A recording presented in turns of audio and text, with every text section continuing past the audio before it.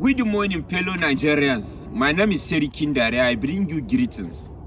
I have a very serious matter I want us to discuss. I'd like to bring to your notice that I'm going to be on your paces till the election, this 2023 election, Congo.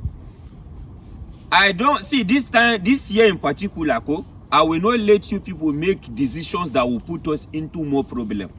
If this is going to be the only way I'm going to be educating you on some things you don't understand, in bringing people into power that is supposed to move us forward.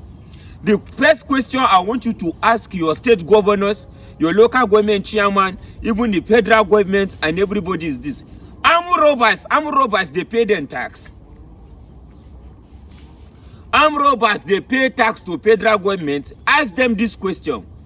When they answer your question, if they tell you say no, you ask them, why is it that they are not doing the federal roads in every state?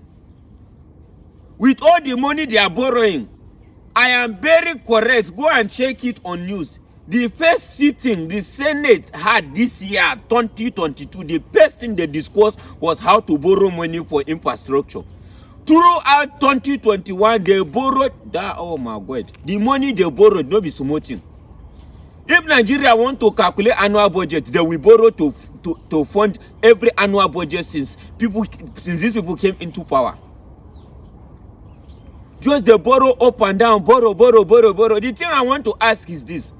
How long are we going to continue bringing people into power that will promise? Imagine somebody now promise that once he win president, he's going to make WAEC free. Is that one a manifesto? During your time, did you pay for WAEC? Was it not free? Are you coming to make us feel like, say, if you say you are giving WAEC free, we'll be happy? I don't understand. This is their tactics. They make things so difficult for you that things that are supposed to be your right, they make sure that you are not able to access it, so that when they tell you that they are going to give you this thing, you become happy. Look at all the federal roads. In the last 1 month, last December, I traveled across so many states I can't even mention. I was looking, when I see some road, I say, what in the worry this state government now? Why you never do this road for now? I be this when they decide open down. They'll say, no. No be governor for it. This one a federal road. Are you kidding? Are you kidding me right now? Are you kidding me? This one a federal road inside the state, and the people are suffering. No, now we need to revisit our constitution, because the only time these people in power revisit constitution is if it is not favoring them. Now they have to revisit constitution. They revisit constitution that amendment act, whatever that they now give room for indirect primary and direct primary. What in concern us with that one? Not be who with the talk. Your indirect or be direct primaries. Is that one going to change anything? What in concern us with that one? We are talking about you revisiting constitution. All these projects that they are saying is federal projects that are not done, let it be part of state projects, so that every state, no governors will be having excuse to say this one a federal road. Yes, man. Let us put an end to anything called federal road in this country. If there should be any federal road, it should be the road in Abuja, and that should be done by the FCT minister or whatever senator that are in Abuja. And that's why it's called the federal capital. Let that one be the work of federal government. I am educating you on some things you don't understand. No, that is our major problem. This too much power sharing formula, it is what has not made African states and countries grow. You know why? The federal government holds too much power. Each time you ask the state to do anything to favor its citizens, they will tell you that the federal government has limited their power to do that particular thing. How can you tell me? For instance, I went to Jos. I was coming out of Jos. If those people that go to Jos a lot, I went to Jos, but I wanted to Kirai. They say this road na federal road, that Lalong cannot do it. I say, who tell you that Lalong cannot do this road? What are you telling me? They know they give them state budget. They know they collect tax. The tax and they collect now for waiting. Let federal government leave every state. See, that money that is allocated for federal roads, it should be divided and given to every state, because moreover, some state they earn past some state based on population and when they contribute to the national project. That should be the case. Because if the roads are good, armed robbers not go comfortably there for road people 1 hour, nothing will happen. Let's start from there. These federal roads matter. I don't the base. You know, I come to talk about it last time. It looked like I was joking when they said they wanted to collect toll gates. This is the only country where the federal government will be giving you conditions. Say, okay, if we must do federal road, we'll be collecting toll. Can you imagine? Can you imagine? So for me to enjoy good road in my country, I must pay toll? No, man. Who tell us that nonsense? There should be nothing like federal road anymore.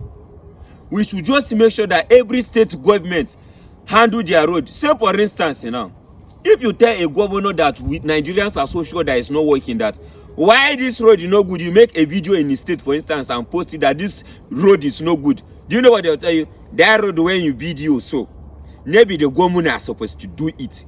It's a federal road. That has been the excuse for so long. Now, some governors that cannot take it will now say, okay, I'm going to do these federal roads because now my people, they suffer. He will not do that road. The federal will not pay him for doing that road. And that money has been allocated. What is going on? What kind of thing is this one?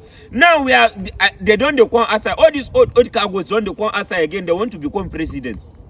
They are telling you that, if you vote me, I'm going to make you WAEC free. Is that one manifesto? Look at you.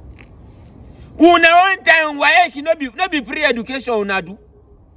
Pre-education now una do. Una come this time now, all the people won't even go school, no work. So you people know how to make things work. Before election, you have all this idea. When you enter power, you start misbehaving. All of you see politics as business. Make a job host to gather some more money from my business. Then I go and take contest for local government chairman. As I win, I just salute, rest my brother. I contest for House of Reps, making more money. Before you know, I go become governor. Maybe so now they do. Once see. Before we experience anything political growth, we need to stop seeing politics as business in Nigeria and Africa.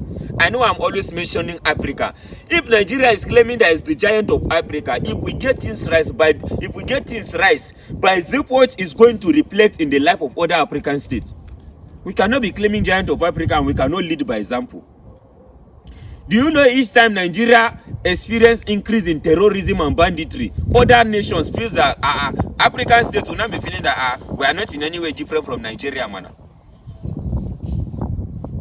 If we are not careful, we will just reach for mouth with the way things are going. Because I noticed some African states already tilting towards technology and science that is going to better them at the long run. Instead, these old cargos are even killing the intelligent ones that understand how to grow science and technology here.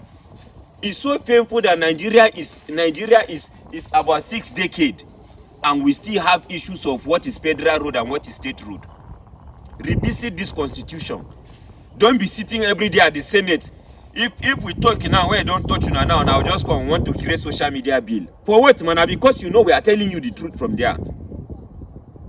These people are so, they don't like truth. They don't want people to understand the history of the damage they've done to. Why is it that some time ago they removed history from primary school and secondary school curriculum? History. A man that does not know his history can never understand what is driving at. If you don't understand history, the same mistake will repeat itself over and over again. Some people we call our heroes past are not even our hero. They are the genesis of our problem. Now we want to start now voting for people where don't tire, where suppose they sleep, where don't still tire, suppose they sleep, where they not pay account for how they take make their money, how they take make their wealth. That will now enter power, all our presidential jets will turn to ambulance.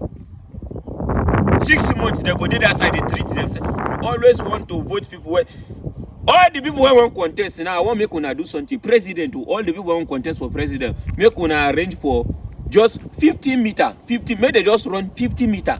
Make you know how healthy they. 50. Make them run. Make we see. Some of them don't even get energy. Each time they want to talk to you, they sit down to address you. They cannot stand for 10 minutes. Now me they tell you they want to be your president. How can you give us a healthy governance when you are not healthy? Come out for there and walk us road.